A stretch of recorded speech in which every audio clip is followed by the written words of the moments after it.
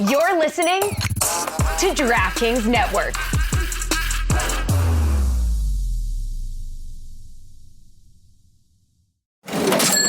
You know that sound. It's the sound of money hitting your Venmo account, a friend paying you back, or maybe it's getting cash back from your favorite business when you pay with the Venmo debit card, or it's realizing you can pay with Venmo at checkout at thousands of brands. Now, there are so many more ways to answer the question, what's your Venmo? Download Venmo today. The Venmo MasterCard is issued by the Bancorp Bank N.A. pursuant to license by MasterCard International Incorporated. Dosh Cashback terms apply.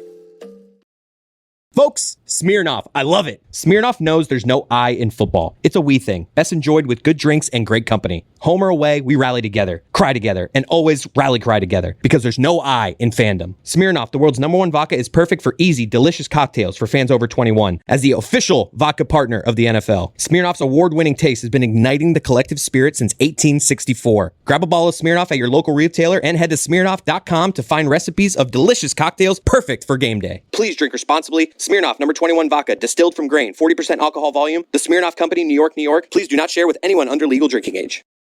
This is the Dan Levator Show with the Stugotz podcast.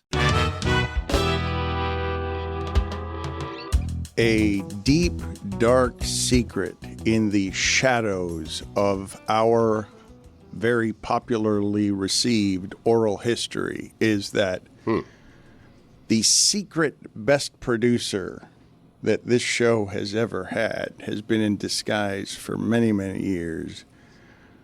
Billy Gill, always hiding in the shadows to do the important things that make our show the funny thing that it used to be back in its prime.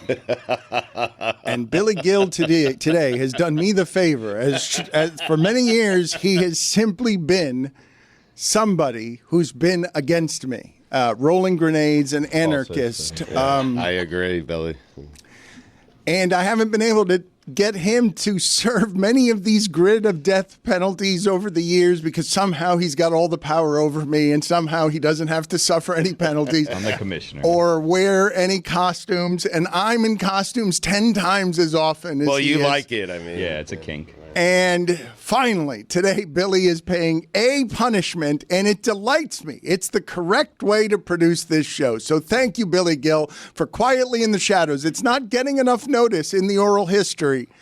Billy Gill, secret producer of all the good things that have happened around here. Thank you for finally doing something that is meant to aid me as opposed to working against me. Good work, Billy. Yeah. What is the punishment you are serving today? What is that? I have no idea. I'm dressed like a dinosaur. I came in and they said, you got to dress like a dinosaur today. And I said, you know what? Dan needs this. I'm gonna be a dinosaur today. I don't even know which team lost. Dan needs this. Dan needs a dinosaur today. I'm gonna be a dinosaur. All right, Billy, this is what I need from you today, okay? If you could at any point before we get to the post game. I need from you today to go viral with a super serious take of some sort that is shocking and just really resonates and is given while you're wearing that costume. Tell me what guests I got to get you in order to get the proper amount of fame and awkwardness around it. But can you promise me that you will say something today with the attempt, or everything today, with the attempt to get you in costume to go viral? I guess. If that's what you need, Dan. It is what I need. Talk about the Gulf of America? What are we doing? Yes.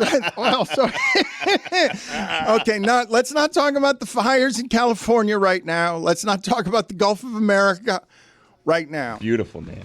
This is a serious thing I want to discuss with you guys because I have had trouble the last couple of days, and I'm a little bit embarrassed to say this. Honestly, I really am. More than a little bit embarrassed. I feel bad about criticizing Pat Riley, okay? And I'm going to explain to you something that's happening here that we work across from an arena that represents the single most successful sports story my city, our city, the only city I've ever loved, has been. It is excellence that stole the town from the Dolphins and put the standard at a place where it is, hey, It's not good enough to get a Jimmy Butler. We expect to have 3 Jimmy Butlers. We expect it all the time because that's what you did the first time in 2010. That's where the standard is. I can't even imagine what it is to be a Patriots fan today. Like, they must be punching themselves in the face about what this team looks like firing a coach after what it is they've known as excellence. But so I really admire the people across the street on how they do business more than I've ever admired anything in sports in the history of this city, and more than I've admired anything in the history of business in this city, because I know how shitty this city is at supporting things, and I know how excellent you have to be over a sustained period to steal the city from the Miami Dolphins. You got a call, huh? I mean, That's what it sounds like. No, I will tell you. This is what I will tell you. I understand why you would come by that opinion. This is what actually happened, okay? And I will tell you the truth on this. I did not get a call. I've been having trouble sleeping the last 3 nights for a number of different reasons, okay? Riley's one of them? The Godfather is not one of them, Okay. even though that is a crime family, and even though he is the Godfather and that nickname is earned. I have not heard from Riley. Right. It concerns me more than if I had.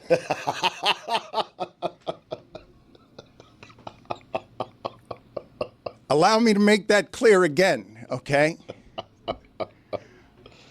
The best sports history business I have seen in this city is the crime family across the street run by the Godfather. Miami is the city I'm talking about.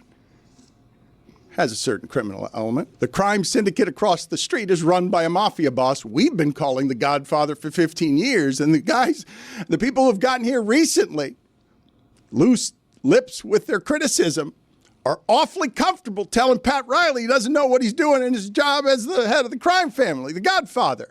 And I don't think it's wise for me to be doing that. Or Mike. Well, Mike, man, here's the thing, though. All right.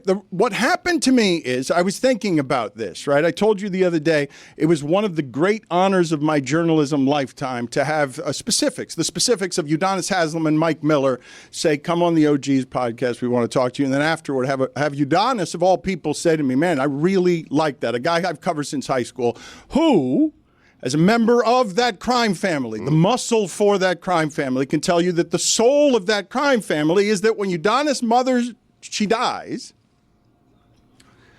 and he's at her deathbed, the last time he sees her smile is when he tells her, I'm not going to Denver for $12 million more. I'm going to stay with the Godfather. And when she dies, the whole Heat contingent heads to Liberty City, and they help him grieve, okay? Pat Riley, I will tell you now, is somebody throughout my life who has been there in meaningful grieving moments, pushing me to be better, okay? As a person I've found deep, and I have also helped him through some difficult things. That's all you're doing here for him. I mean, full circle. I mean, all right, so that's what a friend does for another friend, Dan. Riley did it for you. You're doing it for Riley. You can criticize. It's okay. You can take it. No, but more than that. Okay? All right. Because they listen to this show across the street. This crime family, Right. run by the Godfather, Yep. listens to this show across the street. They're listening to it live now. It plays in their building. They talk about me, or I don't know. I'm just telling you. Hello, Heat staff. Hey, Lorenzo, send us some free merch. It does? Yeah, we are the programming over there. The Heat watch this. I gotta watch what I say. Well, this is something you're that, fine. You definitely don't have to watch what you say. You got all the talking points out, Jeremy. We're good. I was even-handed yesterday. Oh, yeah.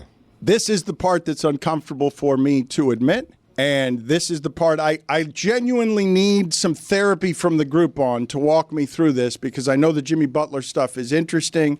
And I genuinely ask the question of you guys and the audience. So where is the correct line on me being properly fair, also critical, and acknowledging that you've got 50 years of expertise on something that all of us would defer to as saying, that's more excellent at what they do than we are at what we do. And while we're entitled to the criticism, I'm not going to say I know how to do that job better than Pat Riley has done it. And so I can be a critic, but this is the part that becomes complicated. Tim Donovan, the public relations director for 30 years, who has served at Pat Riley's knee. Like, this is the maximum soldier. He is Udonis on the business side of being a Pat Riley guy. Tim Donovan was with Pat Riley at the New York Knicks and came down, moved his life down here for the Godfather. He's a made man. Yes. Thank you. Okay, you used a few words to say exactly what I was trying to say. Tim Donovan, okay? I'm not even going to tell some of the stories here, okay? But my friends are afraid of Tim Donovan. Well, let me go another step here. The bald guy in security who ran over there to try to end the Rockets fight, and David, you've lost a step. You used to get there with your toes and knock everybody out before the thing started. You're right. He used to get there quicker. He has a name, huh? He's always just been the bald guy to me. He big-timed me at a Moss event. I don't like knowing his name. Please give people more information here, because this is one of the more mysterious figures in the history of this mafia family. I want people to know why I'm afraid right now of some of the things that I've done. I've already told you that this bald guy who's lost a step, that in the locker room one time, he sidled up next to me and put a finger in my elbow in a way that paralyzed the right side of my body. And it still hurt 3 days later, and nobody saw that he did it. Put a finger in your elbow. How? He put it in here.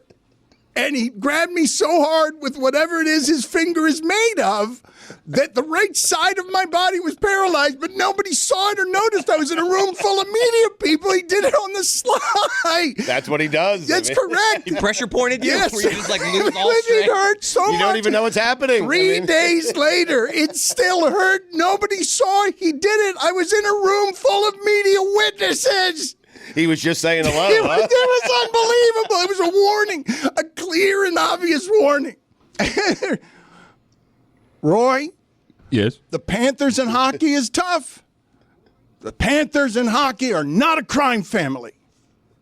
Yeah, but the champions. So. It's honestly, when you said that you admire the Heat more than anyone in this market, like ever, and it made me think of what are the things in this market that you would admire. Yeah. Like, I know UM in the 90s and 80s, like early 2000s. UM early 2000s, UM in the 80s. Outside of the Heat, right. What have you admired in this market? Like, you don't have a lot of, I'm not saying you shouldn't admire the Heat, but I started getting made sad by the other lack of options or things you could be admiring. Luis Arias not striking out a lot, maybe? Bonifacio, that opening day. That cycle.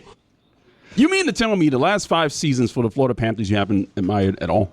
Lids isn't even selling Panther stuff down here. It's impossible to find. You should admire what Bill Zito's doing. The Panthers owner's name is Vinny Viola.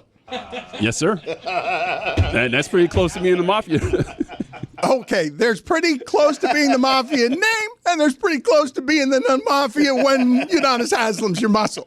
And the bald guy he made me surrender in the locker room, and no one saw it. But yes, that bald guy who does have a name, David. Right. He is somebody who's got a mysterious figure around the entirety of his aura. But Tim Donovan, who again is one of these Riley Mafia soldiers, I will probably betray a confidence here by telling you that Tim Donovan that he benefits greatly from the Riley associations of being able to dress well, because Riley's garment people have been famous since Showtime. Yeah. And this is a person who I love. And he's in charge of, right now, an empire that is going through an unprecedented turbulence. They don't have ever in their history. Shaq came down here, and when it was time for Shaq to go, Shaq didn't leave with the power. LeBron left with a lot of the power, but it didn't cripple the franchise. The franchise believes in the Belichick way of whatever. This is how excellence is made, LeBron. You don't make it for us. We make it for you. And in that earned arrogance, I'm hesitant to criticize people, not because I'm afraid of them, because I respect them.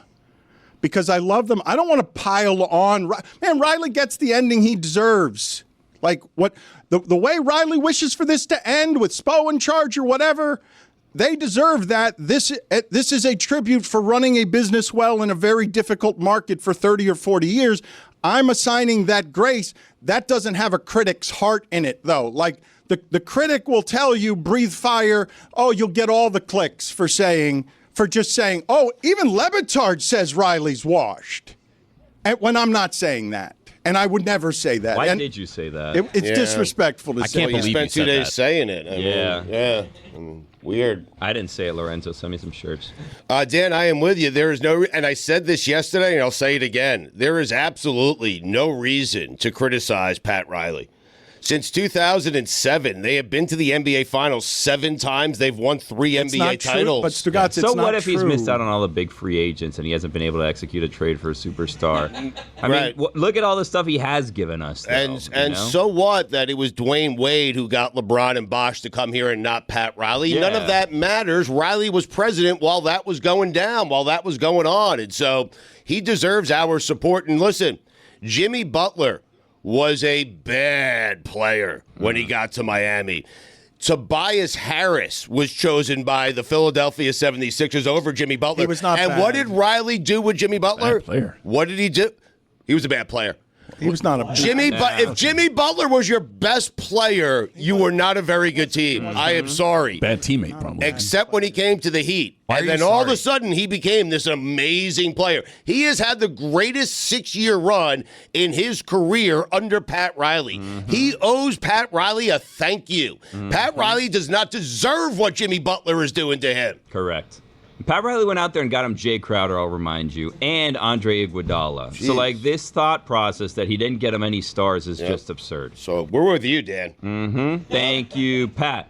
Thank you, Pat. So what if he drove Shaq out of town? Thank you, Pat. So what if he drove away LeBron James? Thank you, Pat. So what if he burned that bridge with Dwayne Wade and then had to go out there and repair it himself and then build him the ugliest statue we've ever seen? Thank you, Pat. Thank you, Pat. This is a great chant, and I think we should. Thank you, Pat. I think that is a much better way. Send us merch. Thank you, Pat. Let's make. Okay, excellent, Billy. Thank you for pulling. Pat. Yes, I was inspired by Pat. That's why I did that. You Dan. know what? Thank you, Pat. You know what? You got it. Yes. Let's right now, sell merch. Let's zig when others are zagging. Everybody wants to burn Pat Riley down. Let's sell merch with Pat Riley on it. No. We want them to thank you, Pat. Merch. Yeah, no, but let's also thank you, Pat merch here. Go the other way. This is the most criticized Pat Riley has ever been in this town Unfair. Because this town is spoiled. The standard is it's Eastern Conference Finals. Like that's where you got to be one of the Final Four teams all the time, and now at the end you don't look like you're closer than that. Closer, you've fallen behind. That's not good enough. If you don't look like one of the top 4 teams, that's not what the standard is. You've failed. It's noisy. I don't want to add to that any more than I already have. So is there a thank you, Pat, angle to this? Because as far as Stugotz has gone on this, Jeremy, even you were making sour faces at Stugotz saying that Pat Riley is above criticism, because I don't think he is. I'm just not comfortable being the messenger on being the viral one. Look, even Batard. Playing both sides. That's it. That's correct. That is absolutely correct. Riley has done a tremendous job during Jimmy Butler's tenure, but I think it's fair to No, it's not. Look at this situation as it's blown up, knowing the risk that he took going into this season of keeping Jimmy Butler around when you knew he wanted an extension, and say, hey, if you were going to play it this way, maybe you should have traded him this offseason, maybe this, maybe that. Playing it out this way and trying to acquire more and hoping that the season would go the right way and that him playing more games would help elevate you in the East makes sense. Like it was a strategy that I probably would have taken too. Can't believe you said that about Riley. I can understand people having questions. It's okay to have questions. It's just the criticism is so nuanced. It's not as simple. It's not just black and white. It's not nuanced. This guy. I have an idea. Oh, Lord. He's new to this game. I think we need to prove to Nuanced the world this game. that this show values Pat Riley more than anyone else. So here's what I'm thinking. You hear that, Ethan Skolnick? Yeah, Ethan. Here's what I'm thinking. We're the Pat Show. The Lakers, so the Heat, what do? They named their court after Pat Riley, right? Except for the first, whatever that in-season tournament, they forgot to put his name on the court, and then they fixed that. And then the Lakers announced that they were going to build a statue for Pat Riley, I think, right? Didn't the Lakers do that? Yeah, these were lovely legacy moments. In fact, can you video? We never got to that weeks ago, but I would like to. I would like to get to the Lakers moving Pat Riley by telling him they were going to build a statue, and South Beach Sessions will cover how moved he was by having a court named after him. But yes, he's getting legacy stuff that usually only comes with the eulogies. I think we need to build him a statue first, or bigger. We need to do something to be the first ones to honor him, better than just putting his name on the floor where people step on it, which is borderline disrespectful. That is a great idea. Right, not enough. You know what? Can they stop us from putting our own statue on their land across the street? No, our land. They're not getting our statue. It's our statue. They're not going to take our statue and make it seem. This is a situation like where, for example, someone gives you a present for Christmas and then you say, I don't like this. Does anyone want this present? That's not what we're doing. We're not giving away our statue so they get credit for it. We're building our own statue, and it's going to be staring down the building. I propose that we make a statue of Pat Riley that is taller than the American Airlines Arena. Or we put it on the roof of the Elser so it's looking down at the AAA saying, I built you. I'm above you. Let's do that. Find me the budget for it. Let's see if we get the city ordinances. Jeremy, you don't have a job anymore. Sorry. That's okay. How was I the one carrying water for this organization? By the way, you guys have talked about me for the last 2 years. This is insane. We turned it on you. How did that happen? I want to do this, Billy. Find me what the budget for this is. I want to see what we can do about putting across the street a statue that more honors Pat Riley. Not across the street, on the roof of the Elser, overlooking the arena. Exactly. Looking down at the arena. Right. Pointing at the arena saying, you're nothing without me. I'm the Godfather. And he has all his rings on, right? Yeah, and of course. You're pointing, you see all the rings. And here's the good thing. The fact that it's on this building that's, I don't know, like 50 stories tall or something, it doesn't have to be that accurate because no one can see it from up close because you can't just access it. So it just has to look kind of like someone that's pointing at the building. Billy, not too much like it that people think that it's like a threat and then they shoot our statue. This is what I'm telling you. We don't want that. As a rising executive at Metal Art. Dinosaur. You are a rising executive at Metal Art. This is what I'm telling you. Find me the budget for that. T-Rexitive. Find me the budget for that. Find out what kind of city licenses we have to get. We don't ask. We apologize after. All right, fine. Just ramp it after. I'm just find out. Just make a quick check somewhere about what liabilities are. And I will give you a substantive budget as part of our 20-year anniversary celebration in order to make that statue at the top of the building that points down at Pat Riley but lifts him up and honors him up because it's a statue forever. I would have been fired for that T-Rex executive line. You know what? He's right, though. If I move, everything may lose its air and break. So if you want an inflatable dinosaur, we're going to have to stay put. The Dan the Batard Show with Stugotz is sponsored by BetterHelp. Every January feels like a fresh start. 365 blank pages, just waiting for your story to be written. In 2025, maybe you're ready for a plot twist. Ready to revise the parts of your story holding you back. Life isn't about New Year's resolutions that disappear by February. It's about picking up the pen and becoming the author of your life. Therapy can help you do just that. Therapy isn't just for the big traumas. It's for anyone who wants to grow, heal, and thrive. With BetterHelp, therapy is convenient and affordable. It's fully online. You can access it anywhere, anytime. BetterHelp connects over 5 million people with a network of 30,000 licensed therapists, specialized, experienced, and ready to help. If it's not a right fit, you can switch therapists at any time at no extra cost. Write your story with BetterHelp. Visit BetterHelp.com/DLB today to get 10% off your first month. That's BetterHelp, HELP.com/DLB. Folks, Smirnoff. I love it. Smirnoff knows there's no I in football. It's a we thing. Best enjoyed with good drinks and great company. Home or away, we rally together, cry together, and always rally cry together because there's no I in fandom. Smirnoff, the world's #1 vodka, is perfect for easy, delicious cocktails for fans over 21. As the official vodka partner of the NFL, Smirnoff's award-winning taste has been igniting the collective spirit since 1864. Grab a bottle of Smirnoff at your local retailer and head to Smirnoff.com to find recipes of delicious cocktails perfect for game day. Please drink responsibly. Smirnoff #21 vodka, distilled from grain, 40% alcohol volume. The Smirnoff Company, New York, New York. Please do not share with anyone under legal drinking age. Yeah, sure thing. Hey, you sold that car yet? Yeah, sold it to Carvana. Oh, I thought you were selling to that guy. The guy who wanted to pay me in foreign currency, no interest, over 36 months? Yeah, no. Carvana gave me an offer in minutes, picked it up, and paid me on the spot. It was so convenient. Just like that. Yeah? No hassle. None.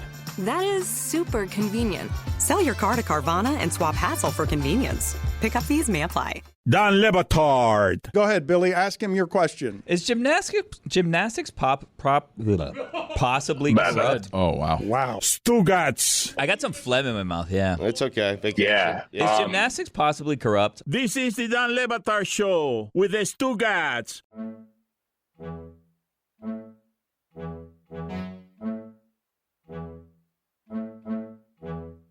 I wish to tell everyone here that I've got a problem beyond everything we just mentioned with what's happening across the street with the Miami Heat. In that, Pat Riley is on South Beach Sessions this week. And I told soft-talking Matt Kugler, who left the Craig Ferguson show to have the world's dumpiest office here at Meadowlark Media. Cougs. I told Billy Gill's good friend Cougs that South Beach Sessions probably shouldn't put Pat Riley out this week because people will expect me to ask him about Jimmy Butler, and we did this interview 5 or 6 weeks ago. And so people will think I am doing a soft biographical interview, which I will say I was trying to do with someone I admire, doing what might be the last interview we do together after someone. He doesn't do many interviews. He only talks 2 or 3 times a year anymore anywhere. He used to come on this show all the time. You're saying he's doing less. For many years now, he's doing less. Stugotz, this is really my conundrum, okay? It's just a simply human conundrum, okay? After seeing Pat Riley show up at the memorial, surprised me by showing up at the memorial for my brother, okay? This is a man whose legacy I do not want to tarnish in this town or anywhere by adding my voice as noise to we know better than he does. Like, I get why we do it. Right. I'm not saying that it's unfair for sports to do it, but because of where it is, this relationship is personal, I have trouble with the objectivities I'm trying to aspire to. That's why we're building a statue, roof of the Elser, pointing somewhere in the vicinity of the arena. But not at the arena, but staring down at the arena. Looking down is the key part. Right. For those of you who don't know, Dan has this is a friendship that he has with Pat Riley. It's not one of those relationships where I say, hey, everyone's my friend over at ESPN. Dan has a real relationship and friendship that has gone on for a decade and a half, 2 decades nearly with Pat Riley. So I understand your conundrum. I understand what it is you're dealing with. But I think Pat would understand. He's been doing this forever, Dan. He understands the criticism, does he not? Yes, Stugotz, here's the thing, okay? Yes, of course, of course. Look, my relationships with Stan Van Gundy and Pat Riley began, I would say, Jimmy Johnson as well, contentious, like I'm writing things that they don't like. And over time, they learn to respect it. And over time, a relationship grows from there, wherever it is that it grows. But no, I've been very critical of Pat Riley in print, and my standard's not higher than his. He understands that the game is you win the championship or everyone gets to say you're a loser. He's fine with that. He made the standard. He said it. Like, he wins the second championship with the Lakers and guarantees a three-peat because he knows he's got Kareem. Different time, though. Different place. 78 years old, and I keep telling you, man, Stugotz, it's hard to do what ESPN does with Lee Corso and Dick Vitale, holding their hand at the very end and letting them dictate some of the terms because they've earned it. And I don't mean to turn Pat Riley into a mascot. No, much the opposite. This, in this sport, is the most respected thing. And he's hanging on to a way of doing it that ain't no longer the way, because LeBron James and all that power took the sport away, and now you got load management and Joel Embiid and everything that's happening in the sport, and he's telling his superstar that you won't be traded, and then a few days later, oh yeah, you will be traded, and now his superstar is saying, and there are teams I won't go to, and Pat Riley might try to spite him here somewhere by trying to send him somewhere, and he can't send him anywhere because Jimmy Butler's going to dictate the terms at the end. But he's been to the NBA Finals twice in the last 5 years. Like, we're talking like the game has passed Pat Riley by. Well, but I'd like a spot of nuance or degrees between those things, right? Between passed and by, fair criticism, and also don't disrespect this. Don't disrespect these people. Like, I know Spo has had some really bad moments this season. He has, but he didn't forget how to coach. Like, the game's ever evolving. He helped ever evolve it. Positionless basketball, and now the Celtics are better at all of those things. And I forgive them. I understand why you wouldn't. I forgive them for not having seen that coming. But I mean, you come in here, you respect very few things in the world. You are disrespectful. It's an odd introduction, I got to be honest. Happy Annos, guys. Happy New Anus to you, Amin. Please help soothe me as I walk back early in the week criticism, sort of afraid of the crime family across the street. All right, so a couple of questions. Number one, Dan, you said in this segment, we're not going to, I'm not going to be the guy who criticizes Pat Riley or calls him by calling him washed. Like, you don't feel comfortable doing that. But you felt comfortable calling Tom Brady washed before he won like 3 more Super Bowls. Yep. Right? So why is there a difference between a very successful player and a very successful executive in that regard for you? Thank you for asking for a distinction that would seem to catch me in a hypocrisy. I didn't call Tom Brady washed. I said that... You did.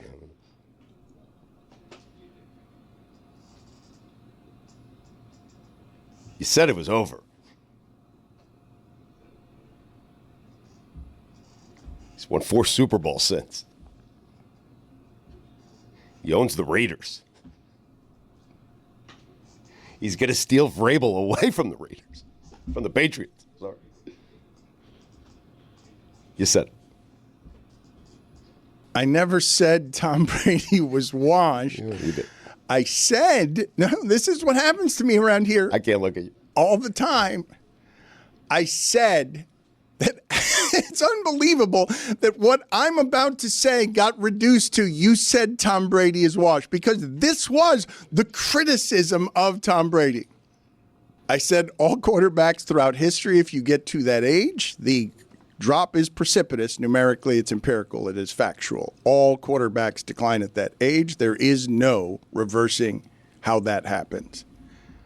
But you wouldn't notice it in the uniform because the arm strength is going to look the same. And so the only way that would be perceptible is on the deep ball. And here are Tom Brady's numbers on the deep ball. They are not good. It is close to the end for Tom Brady.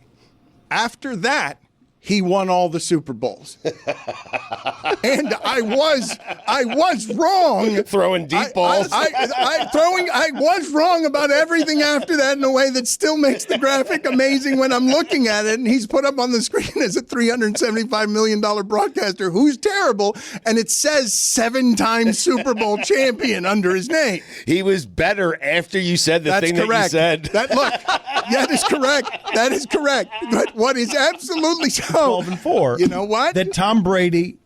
You are totally right. I don't know what that was, but you are totally right on. It's as wrong as I've ever been on anything to even provide math that he might be in decline. I simply never said he was washed.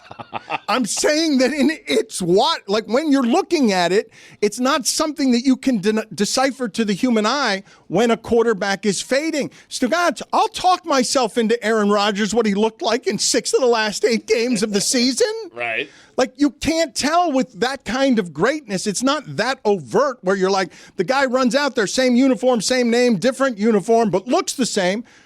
I can't see when a quarterback who's one of the best ever is in decline, and none of you could see it either because he defied all the math. Isn't it fun when you say something that logically makes sense, but then is completely disproven by one of the greatest performances ever, but people hold it up as an example that you're an idiot that doesn't know anything? What is the fairest criticism of the Miami Heat? You have been very critical of Bam Adebayo. Bam Adebayo has been terrible this year. I am asking, how much flexibility do you have with an organization for not knowing fast enough that their 3 guys and the ceiling on their 3 guys would not be good enough if Jimmy Butler wavered? None of it would be good enough if Jimmy Butler wasn't surpassed as he aged by the acquisition of a player better than Jimmy Butler. So this is what I would say, Dan. First of all, nobody's perfect. Like, there's a part of this where I'm sensing a lot of anger and outrage. I'm like, guys, the job's hard, right? Who's a guy that we all look at right now as perhaps the best general manager in the NBA? Sam Presti, right? Oh, Sam Presti that let James Harden go because he wanted to pay Serge Ibaka. Sam Presti who didn't trade Kevin Durant when he had a chance to let him walk for nothing. Like, everyone's got farts on their resume. There's nobody here pristine. Put it on the poll, please, Juju. Does everyone have farts on their resume? Dan, we completely glossed over the fact that Billy was big time by the bald guy. I mean, let me get back to it. At a Moss event. Let me get back to it. I remember now. that. Yeah. So, wait, you were there for that? It was there. Of course I was there. Wow. I'm the one that told him to big time him. So the next part of this is something you said the other day, which was, this is the biggest mess in Heat history. And I would say Shaq threatening to punch Pat Riley, slightly bigger mess. Because of who it was, and because of physically who it was, and because it was physical as opposed to sniping at each other through press conferences. To me, that's the pinnacle of the biggest mess in Heat history in terms of player and Pat Riley clashing. Oh, no, forgive me. I was just saying publicly. I wasn't saying privately. Look, wait a minute. Let me be clear on something else people might not know. This environment, what is across the street is a military school for millionaires where they surgically go from station to station getting the right medicine and science so they can be maximum basketball machines. What is across the street is a factory for how do these people get better at this, and then you see them get better at this. Like, it's a weird thing. When I'm telling you, I can't tell that Tom Brady is getting worse, but I can tell, Ware's pretty good. How'd that happen? How did that happen? Like, this place over here knows how to make basketball players better. And so, Dan, to that point, I will give you a positive that you said. You said this team, by and large, is a team of overachievers, which is suspiciously similar to something I said during the conference finals in 2023 when I said the Boston Celtics are clearly more talented, that the Heat have to do everything right to win, but they do, and that's why they won. And Will Manso and everybody else got mad as how could you say they're more talented? Will Manso called out by name. I'm just saying, and hey, Will, I love you, Will, no, you that's did it. how you I do love it. Will. Say it on the front end. Say it on the front end. I'm not going to say it on the front end because on the front end is what I'm saying is right. What I said right was back then, and I'm doing a little bit of a victory trot, not a lap, a victory trot. A victory trot. I like that. I don't want to do this. Do we have a victory lap today, Chris? We do have one? Okay, you you're guys stuck are going to with make me go run. Okay, but my point is, you were right, Dan, as I was 2 years ago. This team, by and large, what they built was a team of overachievers. The other thing that you said that was correct was, and a lot of people have lost that plot, when Jimmy Butler was acquired, you guys were like, why are we giving to Jimmy Butler? Yep. And this is just going to keep us middle of the road. I said, no, Jimmy Butler makes you significantly better. He is a superstar. But if you want other superstars, you have to start with one. And he's the one that you got. And so it was always about getting someone else, not getting someone, getting Jimmy help, getting someone that Jimmy could help. Now, along the way, there were some flirtations. Maybe Bam Adebayo is the guy, and Jimmy helps him, right? Maybe Damian Lillard comes. Maybe Kevin Durant comes. All the deals that don't happen, ladies and gentlemen, there are 8 billion deals a year that every team goes through where you almost, but you don't. And it's not anyone's fault other than this is a human business. I'm dealing with other general managers, I'm dealing with agents, and I'm dealing with players. When I was in Phoenix, hell, we thought we were going to get Kevin Garnett. Kevin Garnett is literally at a party All-Star Weekend in Las Vegas in 2007 going over plays with us about how he's going to fit into our offense. And then, Sean Marion's agent makes a hard bargain with Danny Ainge. Danny Ainge says, I can't do this deal. Our deal dies. Kevin McHale, his good buddy, says, well, what about us? And next thing you know, they do a one-to-one deal as opposed to a 3-team deal. This happens all the time. There are 8 million examples of this. And finally, when you think about, Jimmy Butler did this in the press conference and it's so embarrassing. You know what else is embarrassing? When Kobe Bryant stood in a parking lot talking to a 15-year-old on a flip phone, telling him, I need to get traded because they wouldn't trade Andrew Bynum for Jason Kidd. That happened. You are talking about public and private, okay? Just to be clear, this is a notoriously private organization, right? It's not an information that a lot of information comes out on. So Amin is giving you there a Shaq story. The things that happen behind the scenes in this factory I'm talking about where they make hardened players, it is filled. And this is a feature, not a bug, with conflict. Those people have been toughened. Jimmy Butler has been toughened by an environment where the conflict is not avoided. The conflict is part of what it is that sharpens the tools. And so, yes, Shaq had to be held outside by security when he was let go because it had escalated to, Shaq, no, you don't have the power here. You're traded. And Shaq was used to having the power. And now Shaq's outside, like a lot of people are, with security because you can't just go back and get your things. But the arguments of Alonzo Mourning, think about what I'm about to say here, where Pat Riley and Alonzo Mourning would tell you, yes, Alonzo Mourning, fueled by rage, would tell Pat Riley to his face, yelling and screaming, threatening to get physical, bleep you. And Pat Riley would say it right back. And Pat Riley's principle was, it's fine for all the bleep yous. Teach me something. Teach me something when we're doing that. You think that place got good at sharpening basketball players because it's gentle? And so a prideful man, Pat Riley, who built that environment, has just been embarrassed in public, a private organization, by Jimmy Butler, by the player taking the power from the organization, the way that's been happening for 14 years since LeBron did it first for Miami. Well, we talked about this on Basketball Illuminati this week, and I did the timeline of Jimmy Butler, of who he is starting from JUCO all the way here. And at every step, there's a point where it's like Jimmy Butler says, I need to get compensated, and the compensation doesn't happen, and he's like, the hell with this place, right?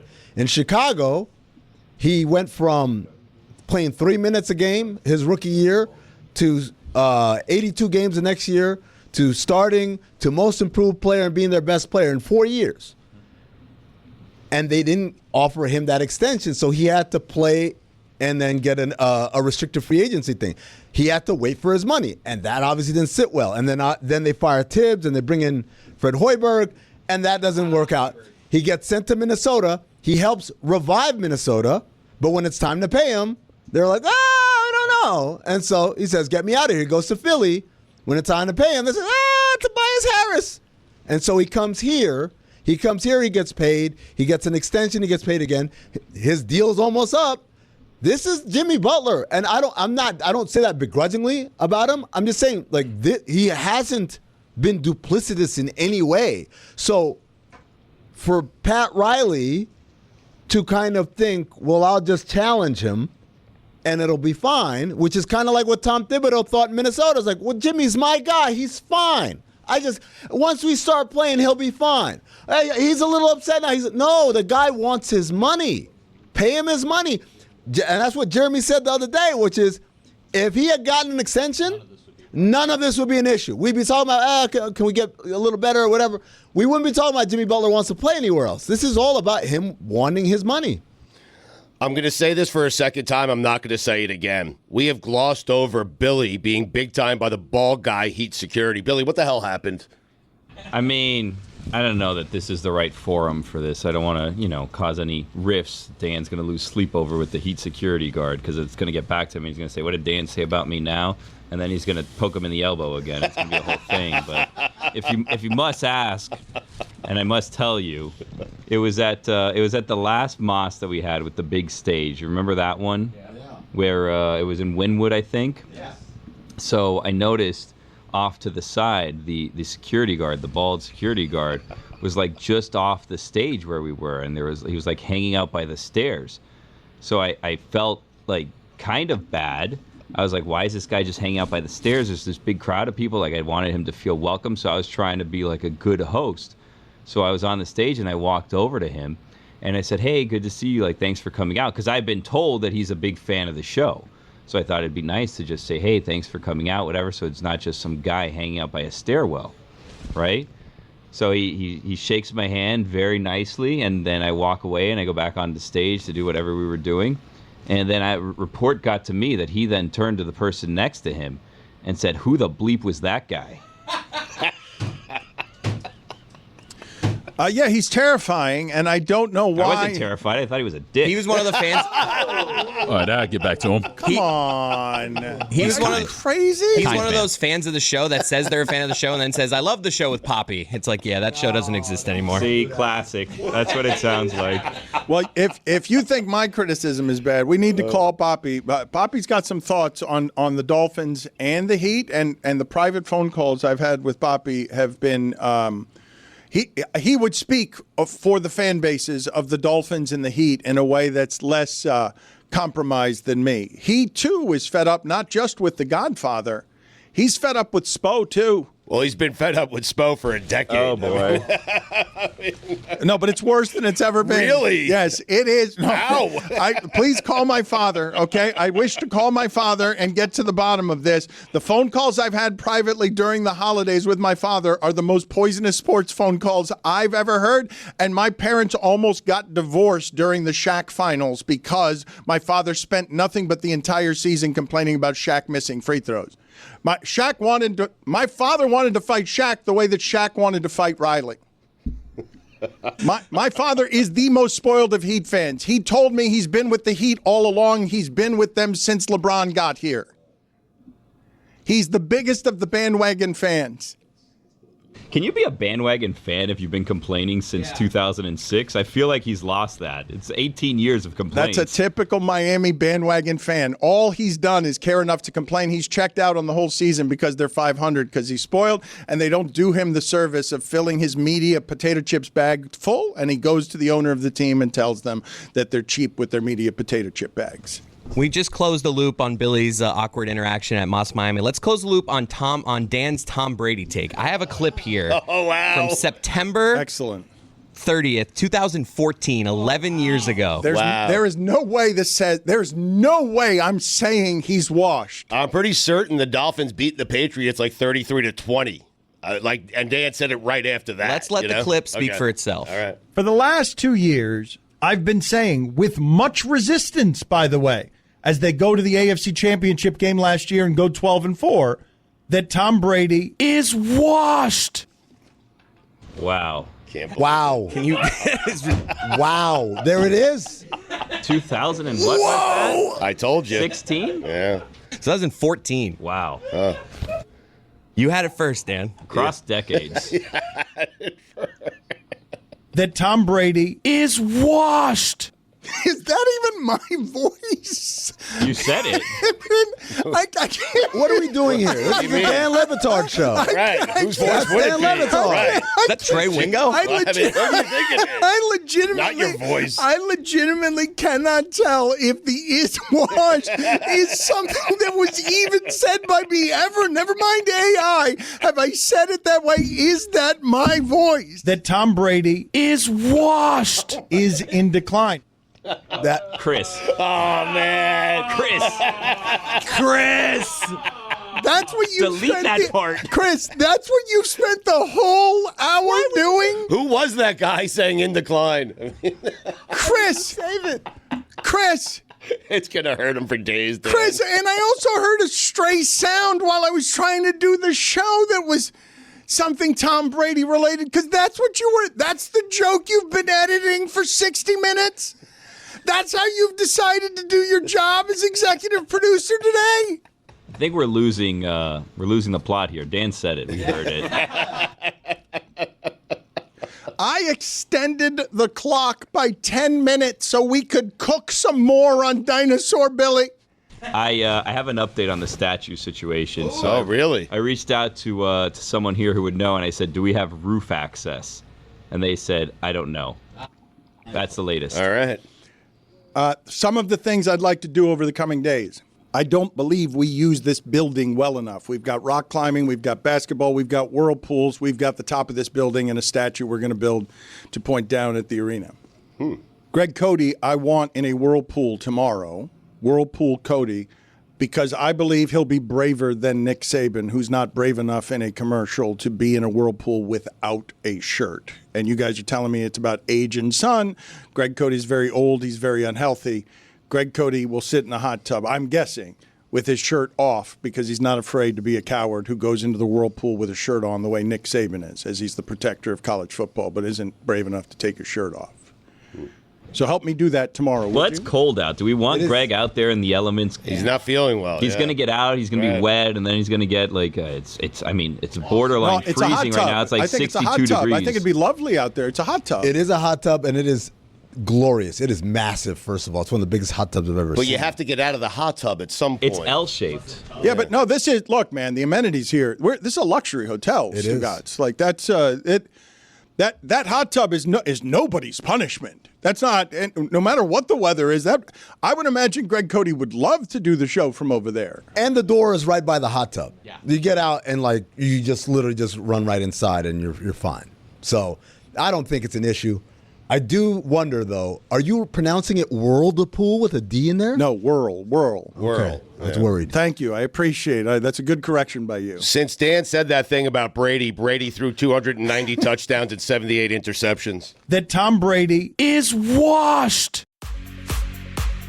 The Dan the Batard Show with Stugotz is sponsored by BetterHelp.